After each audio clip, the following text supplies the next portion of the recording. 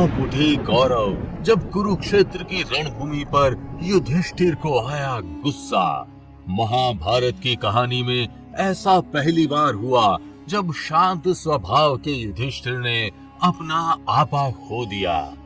ऐसा पहली बार हुआ जब धर्मराज युधिष्ठिर ने अपना धर्म त्याग दिया और कुरुक्षेत्र की रणभूमि पर मृत्यु का वो प्रचंड तांडव किया जिसे देख स्वयं श्री कृष्ण भी दंग रह गए। भीमसेन जैसे परम क्रोधी भी शांत हो गए और युधिष्ठिर के इस अवतार को देख कौरवों के पसीने छूट गए। महाभारत की कहानी में ज्येष्ठ पांडु पुत्र युधिष्ठिर को सत्य और धर्म के प्रतीक के रूप में दर्शाया गया है। बुराई और अधर्म उनसे कोसों दूर थी।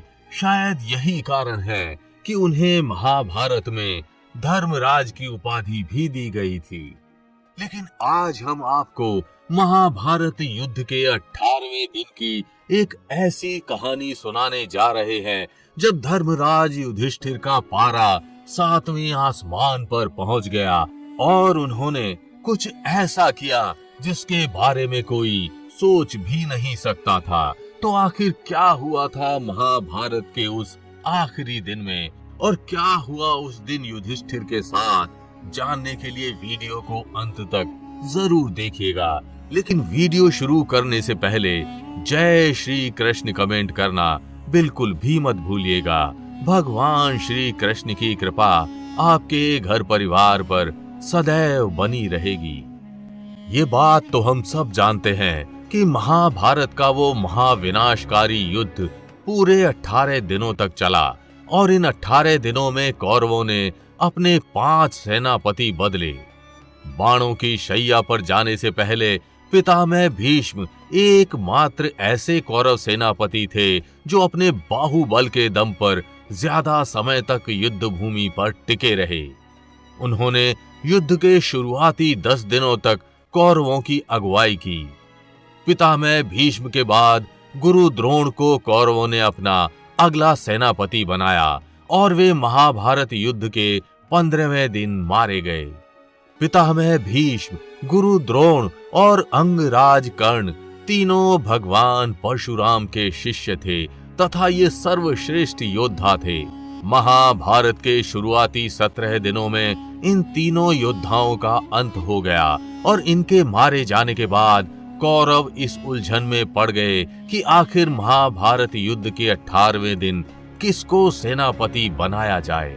कृपाचार्य, कृतवर्मा और अश्वत्थामा जैसे चोटी के योद्धाओं के सामने दुर्योधन ने मद्रराज शल्य को चुना। वे कौरवों का साथ दे रहे थे लेकिन वे अपनी मर्जी से कौरवों की तरफ से नहीं लड़ रहे थे। दरअसल वे दुर्योधन के षड्यंत्रों का शिकार हो गए थे और ना चाहते हुए भी मजबूरी में कौरवों का साथ दे रहे थे। जब मद्रराज शल्य अपनी सेनाओं के साथ पांडवों का साथ देने कुरुक्षेत्र की ओर बढ़ रहे थे तब रास्ते में दुर्योधन ने उन्हें अपनी सेवाएं देकर उनको अपने पक्ष में कर लिया था। उन्हें कौरवों का साथ देना पड़ा, किंतु मद्रराज शल्य ने दुर्योधन के समक्ष ये शर्त रखी कि वे युद्ध में हथियार नहीं उठाएंगे क्योंकि पांडव उनके भांजे थे और वे पांडवों को मन से अपना मानते थे। मद्रराज शल्य ने एक सारथी के रूप में हमेशा अंगराज कर्ण को नीचा दिखाया। कर्ण को हमेशा अर्जुन से कमजोर बताया और जगह जगह पर कर्ण का बल क्षीण किया। मद्रराज शल्य कौरवों का साथ दे रहे थे लेकिन उनकी निष्ठा हमेशा पांडवों के साथ थी। लेकिन अंगराज कर्ण की मृत्यु ने उनकी सोच बदल दी।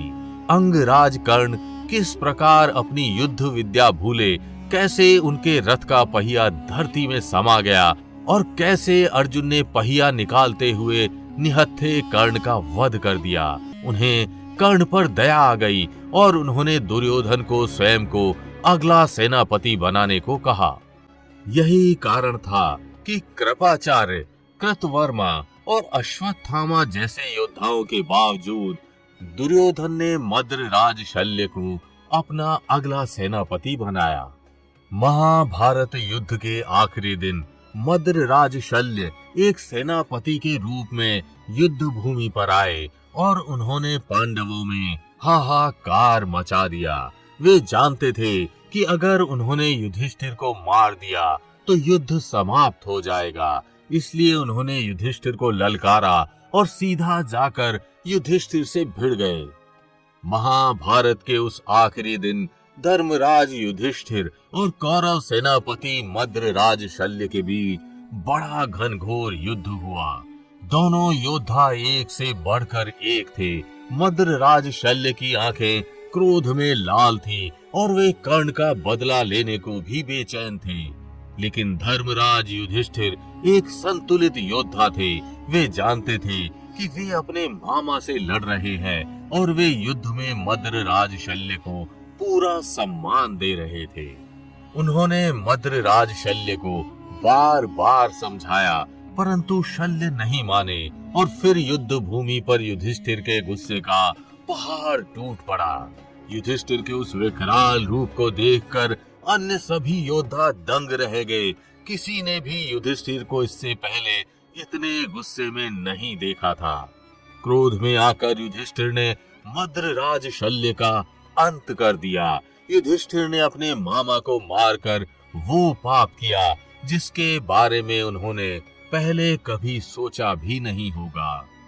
इस प्रकार कौरवों का एक और सेनापति भी मारा गया और बाद में मरते हुए दुर्योधन ने अश्वत्थामा को अपना अगला सेनापति बनाया। मद्रराज शल्य का वध करके युधिष्ठिर ने सही किया या गलत, आप हमें कमेंट करके जरूर बताइएगा। अगर वीडियो अच्छी लगी हो तो इसे लाइक व शेयर कर चैनल को सब्सक्राइब करना बिल्कुल भी मत भूलिएगा।